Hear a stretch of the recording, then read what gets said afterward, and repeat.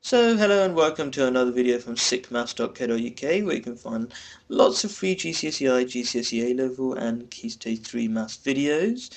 This video is about binomial expansions for the C2 A-Level maths module under Red Excel, which is basically about expanding brackets. Okay, I'm going to teach you some principles over here. Yes, you could use it for working out small powers. Okay, in fact you can use this method over here for any powers, but it's not advised, and you'll see why when you try it out. Okay, basically, here are some very important principles, beginning with Pascal's triangle. Okay, Pascal's triangle is at the heart of this subject, really. Okay, so this is Pascal's triangle. It's a pyramid of numbers, and you can see the numbers are generated by adding up the numbers above them. So 1 plus 1 makes 2, 1 plus 2 makes 3, 3 plus 3 makes 6, and it can go on and on and on. And each row tells you a different expansion. Okay, so this row tells you a plus b squared, this row tells you a plus b cubed, and you can see that by looking at the second number in each row. So this 4 tells you is for the a plus b to the power 4 expansion. Okay, where by the way a and b can be anything. Basically you can expand anything. So this is sort of your a and that's your b in this particular example. You'll see that in more detail shortly. Okay, so basically how does Pascal's triangle help you with this expansion? Well, a and b follow a certain pattern in this expansion that you don't need Pascal's triangle for. It just goes, a to the power 4, because you've got this power here. It tells you what power to start with in your expansion. So it goes a to the power 4, then a cubed, then a squared, then a, then no a, and b does the reverse, no b's, then b's, and b squared, b cubed, and then b to the power 4. Okay, so this power tells you what power to start with and end with. Okay, and you don't need Pascal's triangle for that. What you do need it for is what number to put in front of each element of this expansion.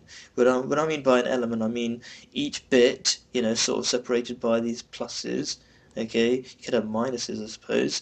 But anyway, so what the proper name for each of these numbers is the coefficient. Okay, this is the coefficient of a to the power 4. This is the coefficient of a cubed b. Okay, you might have heard those words before. Anyway, so where do these numbers come from? It comes from Pascal's triangle. This 1 gives you this one. This 1 over here gives you this one. This 4 gives you this 4, the second number.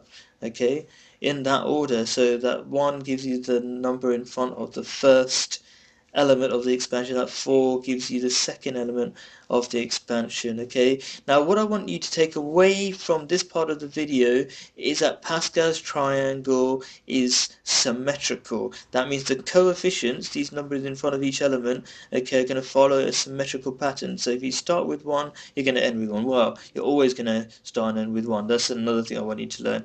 Okay, now if you're doing a plus b to the power 4, you have to use this row, because the second number in each row tells you what expansion you're doing. So if you got a 4, that means you're doing a plus b to the power 4. The next row is going to have a 5 in it. 1 plus 4 makes 5. That's going to be for the a plus b to the power 5 expansion.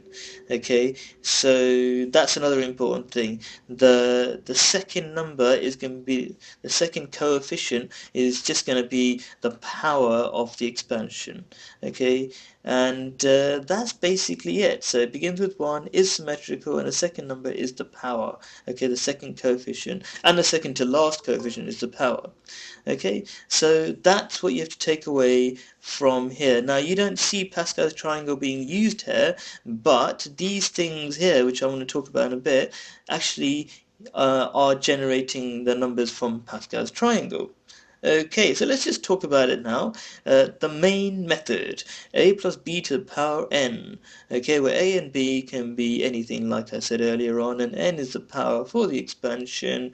And so how does it work? Well, it follows this pattern, okay, and I suppose another thing you have to take away from here is that this pattern for the a's and b's is applied in every expansion for any power. Okay, so I say it here. I've just written it slightly differently over here, haven't I? A n B naught, yeah, using algebra obviously, but also I mentioned the B over here, which I didn't really mention there, because B to the naught is just one which doesn't need to be mentioned, but I mention it because when you read it yourself slowly, which you really should afterwards, you'll I think you'll find it easier to memorize with the A and B in every single place. And also things like this zero matching with this zero, this one matching with this one, and other things that when you look at it, you go, oh, okay, that's really easy to remember. Like, the powers always add up to n, n minus 1 plus 1, n minus 2 plus 2, etc., etc., etc. Anyway, so that's that. But taking away another thing we learned from Pascal's triangle is that the first coefficient, this is going to produce the first coefficient, is always 1. The second coefficient is always n. Now you might think, why did I bother writing that? Oh, again, it's just for the pattern, so you can easily see a general pattern, okay? But this one you have to work out, The last one you don't, and the second to last one you don't, because the second to last one is going to be n, because it's symmetrical, okay, which is another thing we learned from Pascal's triangle. So so if you've got a plus b to the power n, it follows this pattern, and we're going to talk about how to work these things out, okay, with an actual example. We need an actual example. We're going to let a be 2x and b be minus 5, and we're going to let n be 9, and we're going to do this expansion. We've already said the first one is always 1. Okay, this thing over here is 1, which is generating numbers from Pascal's triangle. Okay, a to the power n is going to be 2x to the power 9, yeah, a to the power n, there you go, 2x to the power 9, and then, following this pattern, which is the same as this pattern obviously, okay, you get 2x to the power 9, 2x to the power 8, 2x to the power 7, okay, and the minus 5, which is equivalent to your b, it starts with no b's, then 1b, then b squared, then b cubed, yeah, where b is minus 5, as I said. Okay, and obviously we're adding each of these elements. The second one, this thing, that's supposed to give you the second coefficient, that's always n, which is 9 in this case, so that's that. Okay, but let's actually work out one now, because we have to, right? This is not following any set pattern, this n2 bit. So what does n2 mean? Well, it means 9 2, because n is 9 and 2 is 2, obviously. Okay, and finally, what does that mean? Well, it means 9C2, 9 combinations 2, right? Okay, which is the button on your calculator, which is very easy to use. I've taken a screenshot of a picture of the very popular Casio calculators, which I definitely recommend. Okay, and on the Casio calculators, you've got the NCR above the division sign, so basically that means you have to press shift and then get to this button. So you press 9, shift, this button here, 2, and you get the answer 36. But you do need to know how to work it out, because sometimes they throw in a bit of algebra which requires you to work this stuff out, okay? So how do you work it out? I'm just going to show you with numbers, obviously, just to teach you the principle of how to do it, or the technique at least. And so how does it work? Well, the 9 on the top of this bracket goes to the top of this, and you do 9 factorial. That's a question mark, by the way. Yeah, actually, let's talk about that. Factorials, useful info. N factorial means n times n minus 1 times n minus 2, all the way to 1, which in practice means this. 4 factorial means 4 times 3 times 2 times 1. Okay, and 0 factorial, which doesn't really follow the normal rules, is just equal to 1. Okay, you don't get minus numbers or fraction numbers, it always has to be whole numbers. Okay, so that's factorial explained. So let's carry on with it. So 9 factorial obviously means 9 times 8 times 7 times 6, blah blah blah, all the way to times 1. Okay, you can see the crossed out for a reason, you'll see in a second. So the top bit does that, 9 factorial, and the bottom bit goes here, 2 factorial, and then you combine those two by taking them away. 9 take away 2 produces the other factorial bit. So basically it becomes 9 factorial over 2 factorial times 7 factorial. Okay, which I've written here. You've got 9 factorial, there you've got 2 factorial, which is just 2, and so 7 factorial, which is 7 times 6 times, blah, blah, blah, blah, all the way to 1. Now you can see they're crossed out because they're cancelling out. Okay, this 7 cancels with a 7, 6 with a 6, and that's quite normal, which basically reduces massively your working out.